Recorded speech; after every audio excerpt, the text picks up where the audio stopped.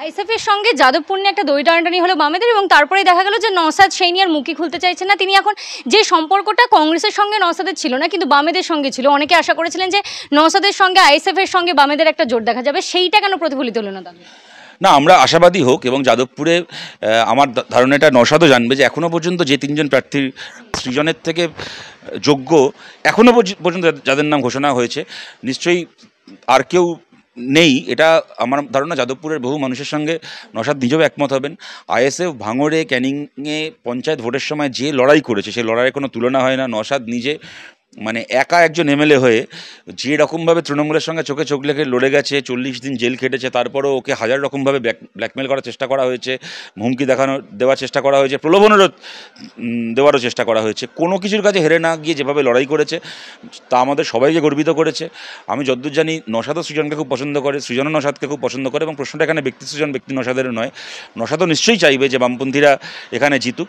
বাকি আমাদের যা কথাবার্তা, যেখানে যা হওয়ার, আমরাও চাই যে আইএসএফ যেখানে যেখানে লড়াই করবে সেখানে ভালো ফলাফল করুক, সেই সমর্থন করার জন্য। আপনারাও সেখানে প্রার্থী দিয়েছেন, নওশাদরাও সেখানে প্রার্থী দিয়েছেন, আপনারা ভালো না, আমরা সেই কারণেই বলছি না, যেখানে আমাদের প্রার্থী আছে সেখানে তো আমরা চাইবো আমরা ভালো ফল করি, কিন্তু যেখানে আমরা এখনও চাই এবং আমরা আশা করছি সেটা হবেও, বেশ কিছু কেন্দ্র থাকবে যেখানে আইএসএফ লড়াই করবে, এবং আমরা চাইবো যে সেই কেন্দ্র থেকে আইএসএফ জিতুক। আমরা তো সেই কারণেই তো, আমরা তো তাহলে প্রথম দিনই 42 জন প্রার্থী ঘোষণা করে দিতে পারতাম। আমরা সেটা চাইনি বলেই তো। রাজনৈতিক মহলে তো এও খবর যে বামেরা 42টা কেন্দ্রে একা লড়াই করতে পারছে না বলে বাকিদেরকে টানছে। হ্যাঁ, সে কার কোথায় কী খবর সে কি আমি বলতে পারবো না, কিন্তু আমি একটা কথা বলি এখানে, যে পশ্চিমবাংলার মধ্যে একটা রাজ্য যেখানে একদল লোক মানে প্রেস কনফারেন্স করে বাড়িতে মিডিয়া ডেকে বলে যে আমি প্রার্থী হতে না পেরে বিছানা ভিজিয়ে ফেলেছি, সেই রাজ্যে আর যাই হোক না কেন প্রার্থীর অভাব হয় না কখনো। সুতরাং ওই নিয়ে চিন্তা করবেন না।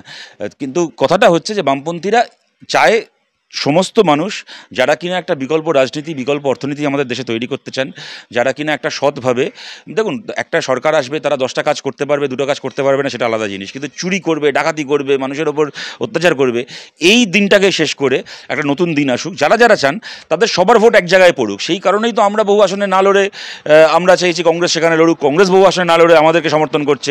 এই যে মুর্শিদাবাদ, আমরা সবাই জানি কংগ্রেস ওখানে এত শক্তিশালী, তাও অধীর চৌধুরী কার্যত, আমরা ঘোষণা করার আগে অধীর চৌধুরী সেলিমদার নাম কার্যত ঘোষণা করে দিয়েছিলেন যে মোহাম্মদ সালিম এখানে লড়াই করবেন। সুতরাং এই এই এই ইচ্ছে কিন্তু নওশাদের মধ্যেও আছে। আমি তো নওশাদকে আজকে থেকে চিনি না, অনেকদিন ধরে আমরা চিনি। এটা কিন্তু নওশাদও চান, এটা আইএসএফের বাকি নেতারাও চান। এবার নিশ্চয়ই সবাই তার দলের স্বার্থ দেখবে, কর্মীদের একটা ইচ্ছে সেন্টিমেন্ট আছে, সেটাকে দেখে সব মিলিয়ে আমরা 110 ভাগ আশাবাদী, এবং সবাই এটা জানেন এই প্রশ্নে সিপিএমের অন্ততপক্ষে আন্তরিকতার কোনো খামতি নেই। সিপিআইএম চায় এই সবাইকে একটা জায়গায় এনে লড়াই করতে, এবং আমরা চাই আমরা সেটা করতে, আমরা আশা করছি আমরা সেটা করতে পারবো।